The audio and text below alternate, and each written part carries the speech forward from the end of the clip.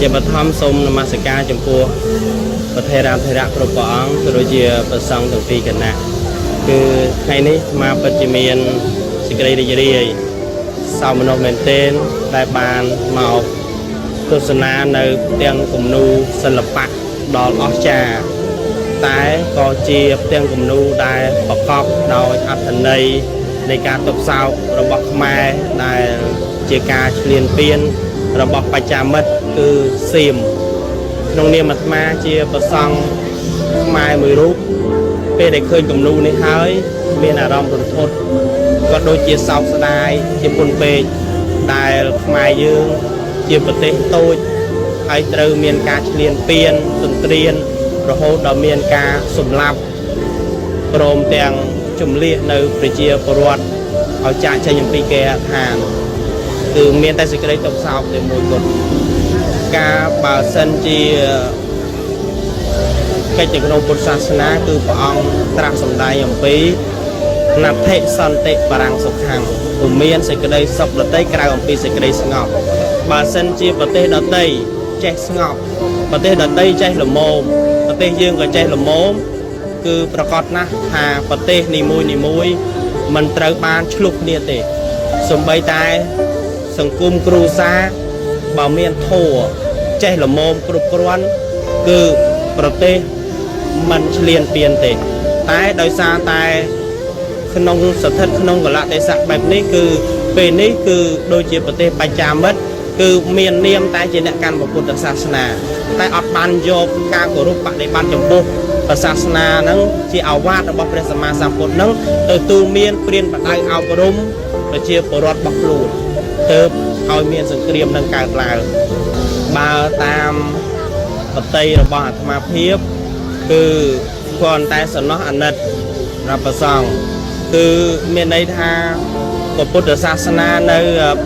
ទូទាំងពិភពលោកគឺបែងចែកជាពីរនិកាយមាននិកាយមហាយាននិងនិកាយថេរវាទប៉ុន្តែសម្រាប់ពុទ្ធសាសនាខ្មែរយើងគឺជាពុទ្ធសាសនាដែលកាន់សាសនាថេរវាទអញ្ចឹងគឺលោកបដិបត្តិដោយវិន័យតឹងរឹងបំផុតតែដល់ពេលឃើញអំពីទស្សនវិជ្ជានៃការបើកកយុទ្ធបើកកលេថងអញ្ចឹងទៅ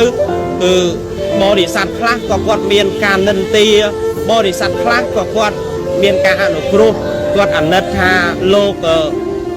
ត្រូវតែធ្វើអញ្ចឹងព្រោះតាមកលៈទេសៈនិងតាមពេលវេលាដែលយើងមានបញ្ហា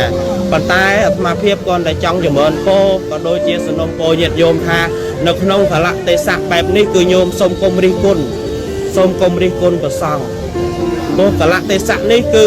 ទាំងព្រះសង្ឃទាំងញាតិញោមគឺសុទ្ធតែអាចជួយគ្នាបានទេអញ្ចឹងគឺត្រូវតែរកឧបាយហើយរឿងក្នុងវិន័យគឺព្រះសង្ឃអត់មានខុសទេរឿងជិះម៉ូតូជិះឡានពុកនៅក្នុងវិន័យគឺព្រះសម្មាសម្ពុទ្ធមិនឲ្យមិនបានបញ្ញត្តិទេគ្រាន់តែថាស្ថិតនៅក្នុងការសង្រួមអញ្ចឹងគឺអាត្មាភាពគឺឃើញរូបបែបនេះមានអារម្មណ៍ថាអាណិតចំពោះព្រះសង្ឃដែលលោកនៅតាមបន្ទាត់ព្រំដែនដែលមានសង្គ្រាមក៏ធ្វើឲ្យលោកពិបាកនៅក្នុងការប្រព្រឹត្តប្រតិបត្តិនៅព្រហ្មចរិយធម៌គឺហាក់បីដូចជាលោកជាកុហកត្រូវរត់ត្រូវបើកគោយន្តជួបផលវិបាកជាច្រើនក្នុងនាមអាត្មាជាព្រះសង្ឃមួយរូបតំណាងព្រះសង្ឃនាព្រះរាជាណាចក្រកម្ពុជាអាត្មាគ្រាន់តែសំណូមពរទៅកាន់ពិភពលោកឲ្យជួយមើលប្រទេសកម្ពុជាហើយអាត្មាសំណូមពរថាព្រះរាជាណាចក្រកម្ពុជាមិនចង់បានសង្គ្រាមទេ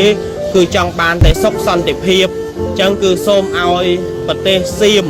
ដែលកំពុងតែឈ្លានពាននៅប្រជាណាចក្រកម្ពុជានៃប្រទេសកម្ពុជាសូមឲ្យដាក់អាវុធចុះហើយដោះស្រាយដោយសន្តិវិធីយកសន្តិវិធីមកដោះស្រាយដើម្បីសន្តិភាពប្រទេសរៀងខ្លួនសូមកុំយកហិង្សា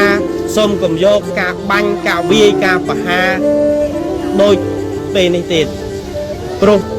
នេះគឺជាអមនុស្សធម៌ក្រៃលែងគឺហាក់បីដូចជាសម្លាប់មនុស្សដូចជាសត្វដេរឆានដែលមិនមែនជាមនុស្សអញ្ចឹងគឺអាត្មាភាពមិនមានអីសំណូមពរទេគ្រាន់តែសំណូមពរទៅកាន់ប្រទេសសៀមក៏ដូចជាពិភពលោកឲ្យលោកបានឃើញថាព្រះរាជាណាចក្រកម្ពុជាមិនចង់បានសង្គ្រាមទេគឺព្រះរាជាណាចក្រកម្ពុជាសូមចង់បាននៅសន្តិភាព ចង់បាននៅសេចក្តីសុខគ្រប់គ្រាន់មិនចង់បៀតបៀនប្រទេសដទៃទេមានតែប៉ុណ្ណេះ